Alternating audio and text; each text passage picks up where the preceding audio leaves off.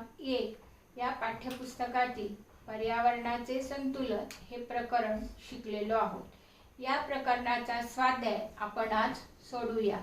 पण स्वाध्याय सोडवण्याआधी आपण या प्रकरणामध्ये काय काय शिकलो, तर आपण या प्रकरणामध्ये जैवविविधता म्हणजे काय शिकलो, या जैवविविधता कशी असते ते शिकलो, अन्नसाखळी म्हणजे काय शिकलो, अन्नसाखळी जर तुटली तर काय होईल ते शिकलो, अन्नजाळे शिकलो आणि वनस्पती हा सर्व प्राण्यांचा अन्नाचा मुख्य स्रोत आहे हे शिकलो। तर मग आता याच्यावरच आपण पर्यावरणाचे संतुलन या प्रकरणाचा स्वाध्याय आपण काय करूया, सोडूया। बघा आता इयत्ता 5वी परिसर अभ्यास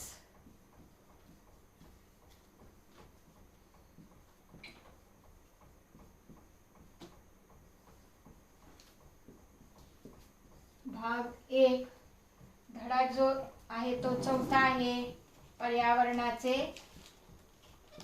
संतुलन।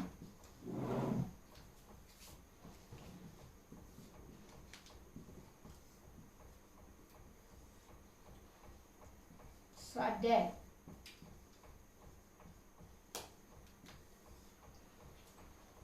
विद्यार्थ्यांनो, तुम्ही वही पेन पुस्तक घेऊन बसलेलाच असतात, तर 4थ्या धड्याचा स्वाध्याय आता तुम्ही काढा।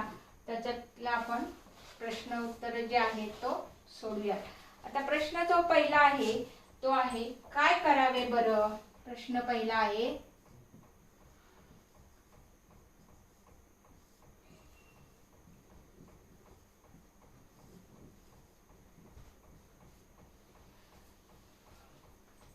काय करावे बरं।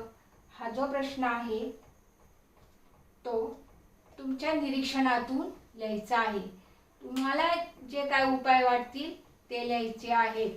प्रश्न असा आहे की कीटकनाशक न वापरता धान्यातील किडे घालवायचे आहेत। बघा, कीटकनाशक म्हणजे आपण जे पावडर लावतो धान्यांना, बोरिक पावडर किंवा जे इंजेक्शन घालतो, हे न वापरता आपल्या धान्यामध्ये जे किडे झालेले आहेत ते आपल्याला काय करायचे, घालवायचे आहेत। मग हे घालवण्यासाठी कधी तुमच्या घरी धान्य आणलं असेल तर त्याला किडे झाले असतील तर तुमची आई काय काय उपाय करते याचं तुम्ही निरीक्षण केलेलंच असेल आणि त्या निरीक्षणातूनच तुम्हाला या प्रश्नाचं उत्तर लिहायचं आहे। प्रश्न असा आहे की कीटकनाशक न वापरता धान्यातील किडे घालवायचे आहेत। मग आता त्याच्यासाठी काय काय करावं लागेल, तर सोपा आणि साधा उपाय म्हणजे धान्याला ऊन द्यावे। धान्याला काय करायचं, ऊन द्यावे। त्या कडक उन्हामुळे धान्यातील अळ्या कीटक जगू शकत नाहीत, कारण त्या ती उष्णता जी आहे ती तेवढा सहन होऊ शकत नाहीत। धान्य साठवण्याच्या डब्यात कडुनिंबाचा पाला ठेवावा। कडुनिंबाच्या वासाने कीटक धान्यात राहू शकत नाहीत। वालासारखे धान्य साठवताना त्याला मातीचा लेप लावावा। मातीमुळे टोक्यांसारखे कीटक धान्याला भुके पाडू शकत नाहीत। धान्य साठवण्याची जागा कोरडी असावी, तिथे हवा खेळती असावी, म्हणजे धान्यात कीड होण्याचा संभव कमी असतो। हे मी तुम्हाला 4 उपाय सांगितले, पण या 4 उपाया व्यतिरिक्त सुद्धा तुम्हाला आणि काही उपाय जर माहिती असतील तर तुम्ही ते लिहायचे आहेत। मग आता तुम्हाला प्रश्न पहिल्याचं उत्तर कळालं का, काय करावं बरं, कीटकनाशक न वापरता धान्यातील किडे घालवायचे आहेत। मग तुम्ही काय करणार, त्या धान्याला काय करावं लागतं, कडक ऊन द्यावं लागतं किंवा त्याच्यामध्ये कडुलिंबाचा पाला घालायचा किंवा धान्य साठवतो जिथं आपण तिथली जागा काय असावी, कोरडी असावी, खेळती असावी, तिथं सूर्यप्रकाश पोचत असावा अशी असावी। आता दुसरा प्रश्न जो आहे तो जरा डोके चालवा। प्रश्न दुसरा जो आहे तो जरा डोके चालवा। जरा डोके चालवा म्हणजे काय, थोडासा आपल्याला तिथं काय करावा लागतो, विचार करावा लागतो। मग काय आहे प्रश्न बघा, अन्न साखळी तयार करा। अन्न साखळी तुम्ही शिकलेलेच आहात। तर काय करायचे, अन्न साखळी तयार करायची आहे. मग इथं खाली तुम्हाला दिलेले बेडूक, घार, अळी, साप आणि गवत असे तुम्हाला 5 घटक दिलेले आहेत. या 5 घटकांमध्ये काय करायचे तुम्हाला ते योग्य तऱ्हेने मांडायचे आहेत किंवा त्यांची अन्न साखळी तयार करायची आहे. मग अन्न साखळीमध्ये जो पहिला असतो तो, मग त्याच्यावर जगणारा दुसरा, मग त्याच्यावर जगणारा तिसरा, असं काय करायचं असतं आपल्याला लिहायचं असतं. मग आता इथं काय दिले बघा, बेडूक, घार, अळी, साप, गवत. बेडूक तर पहिला येणार आहे का, नाही येणार. मग आता बघा तुम्ही थोडासा विचार करा, काय आहे, घार, घार पण नाही येणार, अळी पण नाही, साप, मग काय येईल पहिलं, गवत. बरोबर, गवत म्हणजे वनस्पती, पहिलं काय येईल, गवत.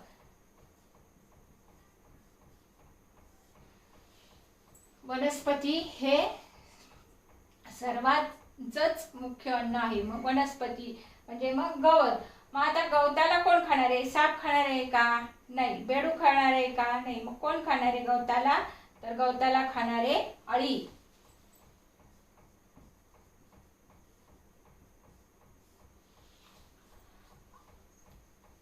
अळीला कोण खाणार आहे, बेडूक.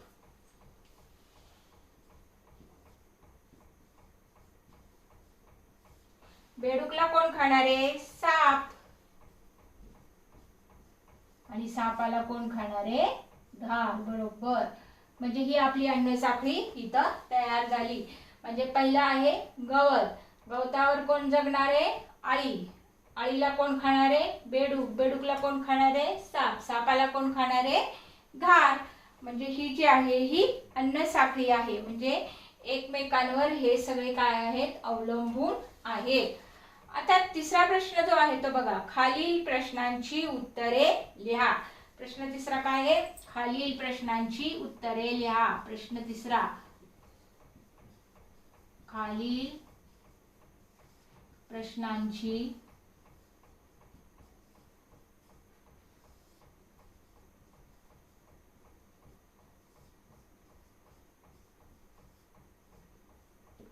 उत्तरे लिहा. प्रश्न पहिला असा आहे की अन्न साखळी म्हणजे काय आणि त्याचं एक उदाहरण लिहायचं आहे. मग आता अन्न साखळी म्हणजे काय, तर त्याचं उत्तर बघा, एका सजीवावर दुसरा सजीव अन्नासाठी अवलंबून असतो. एका सजीवावर दुसरा सजीव अन्नासाठी अवलंबून असतो. अन्नासाठी सजीव अशा रीतीने परस्परांशी साखळीप्रमाणे जोडलेले असतात. अशा साखळीला अन्न साखळी असं म्हणतात. बघा, एका सजीवावर दुसरा सजीव अन्नासाठी अवलंबून असतो. अन्नासाठी सजीव अशा रीतीने परस्परांशी साखळीप्रमाणे जोडलेले असतात. अशा साखळीला अन्न साखळी असं म्हणतात. सूर्याच्या प्रकाशाच्या साहाय्याने, बघा, सूर्याच्या प्रकाशाच्या साहाय्याने वनस्पती अन्न बनवतात. अशा वनस्पतींची पाने आळ्या खातात, नाकतोडे आळ्यांना खातात, नाकतोड्यांना चिमण्या खातात. ही एक आहे अन्न साखळीचं उदाहरण आहे. काय दिलं उदाहरण बघा, वनस्पती, वनस्पतींची पानं कोण खातं, आळ्या खातात. आळ्यांना कोण खातं, नाकतोडे खातात. नाकतोड्यांना कोण खातं, चिमण्या खातात. आणि सगळ्यात महत्त्वाचं, वनस्पती कोणाच्या साहाय्याने तयार करू शकतात, तर सूर्यप्रकाशांच्या. मग तुम्ही अन्न साखळी असं लिहू शकतात की सूर्यप्रकाश,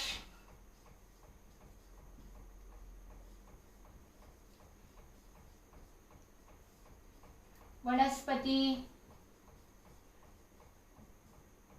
नंतर काय येईल, अळी, नाकतोडा,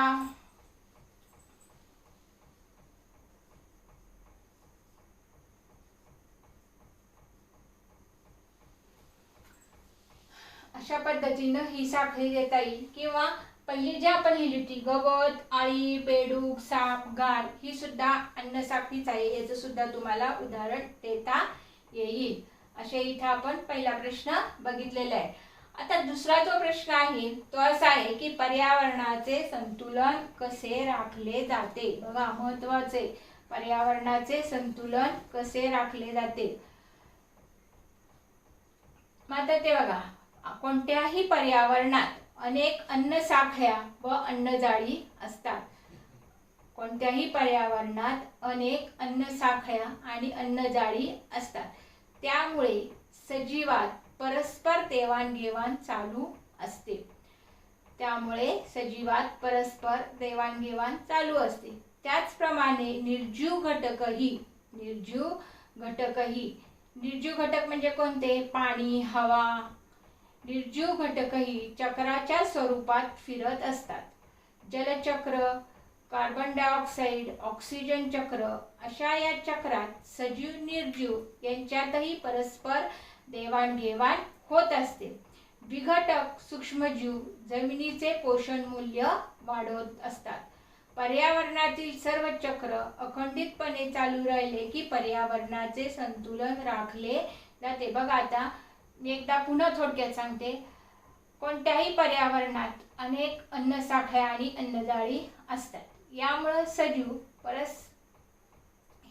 सजीवात परस्पर देवाणघेवाण चालू असते. त्याचप्रमाणे निर्जीव घटकही चक्राच्या स्वरूपात फिरत असतात. जलचक्र आहे, कार्बन डायऑक्साईड आहे किंवा ऑक्सिजन चक्र आहे. अशा चक्रात सजीव आणि निर्जीव यांच्यातही परस्पर देवाणघेवाण होत असते. विघटक सूक्ष्मजीव जमिनीचे पोषण मूल्य वाढवत असतात. आणि पर्यावरणातील सर्व चक्रे अखंडितपणे चालू राहिले की पर्यावरणाचे संतुलन राखले जाते. अशा प्रकारे आपण पर्यावरणाचं संतुलन राखतो. आता प्रश्न चौथा जो आहे तो वनस्पतीच्या वाढीसाठी. प्रश्न चौथा आहे,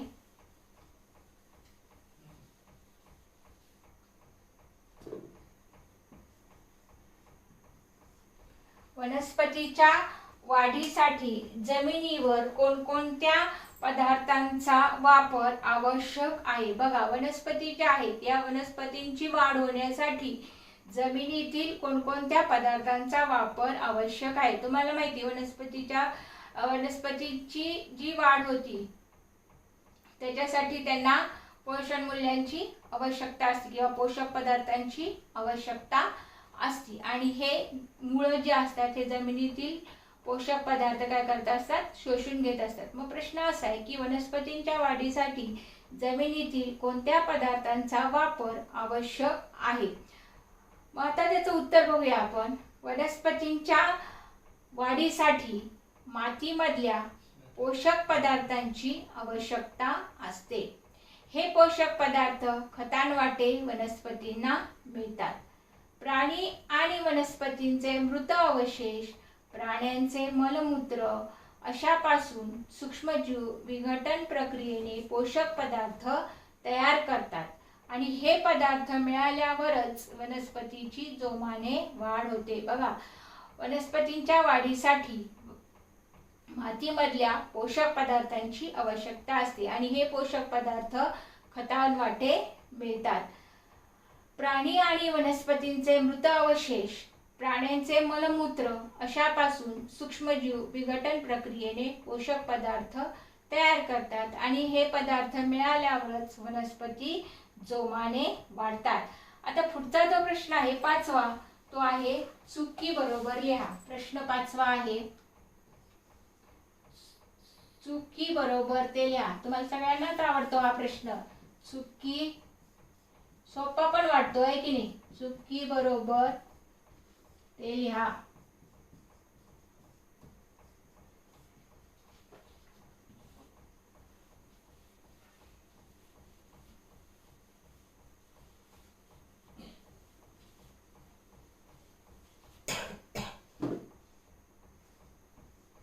बघा, आता पहिलं विधान काय आहे?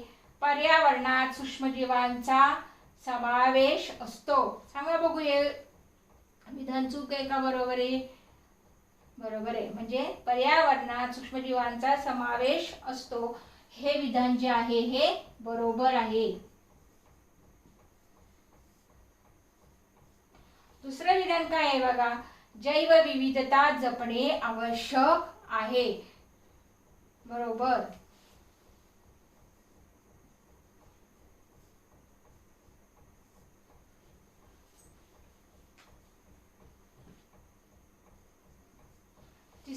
विधान काय आहे बघा.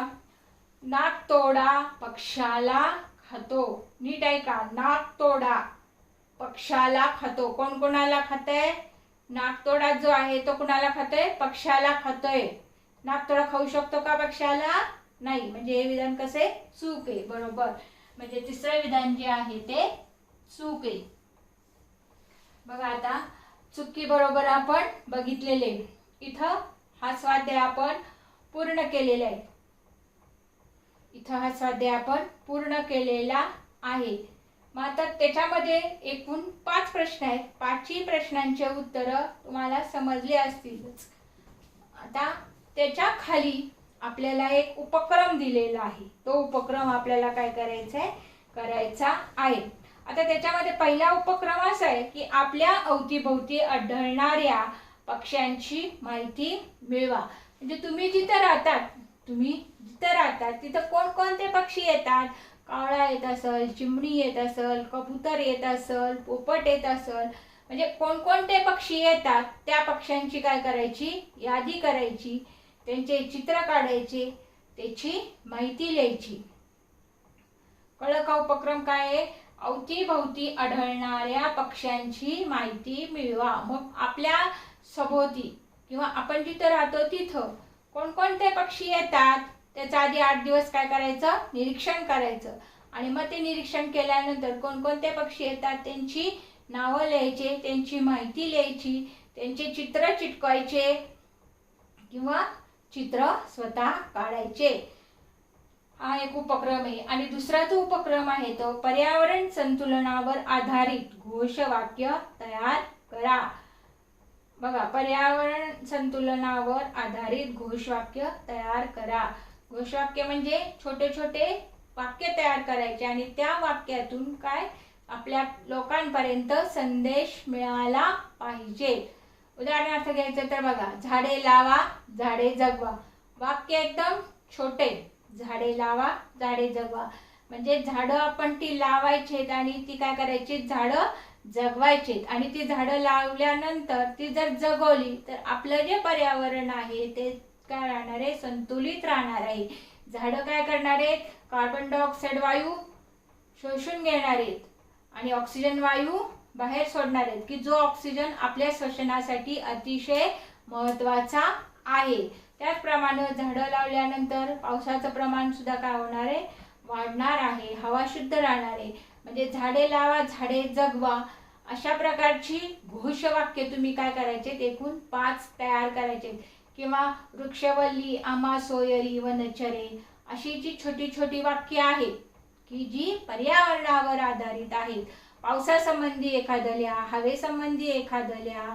सगळे झाडासंबंधीच नाही तर पावसासंबंधी लिहा, हवेसंबंधी लिहा. तुम्हाला जे काय येतील असे पर्यावरण संतुलनावर आधारित 5 घोषवाक्य तुम्ही तयार करायचे. आणि मी एक सांगितलं झाडे लावा झाडे जगवा आणि दुसरं सांगितलं वृक्षवल्ली आम्हा सोयरी वनचरे. हे 2 सांगितले. म्हणजे एकूण किती झाले? 7 वाक्य तुम्ही तुमच्या वहीमध्ये लिहून काढायची आहेत. हा झाला उपक्रम. मग आता आपण इथं इयत्ता 5वी परिसर अभ्यास भाग 1 मधला जो चौथा धडा आहे पर्यावरणाचे संतुलन यामधील स्वाध्याय आणि उपक्रम दोन्हीही सोडवलेले आहेत आणि तुम्ही ते वहीमध्ये सोडवणार याची मला खात्री आहे. आणि तुम्हाला त्याचे उत्तरही छानपैकी लिहिता येणार आणि तुम्ही ते आवडीने सोडवणार. धन्यवाद.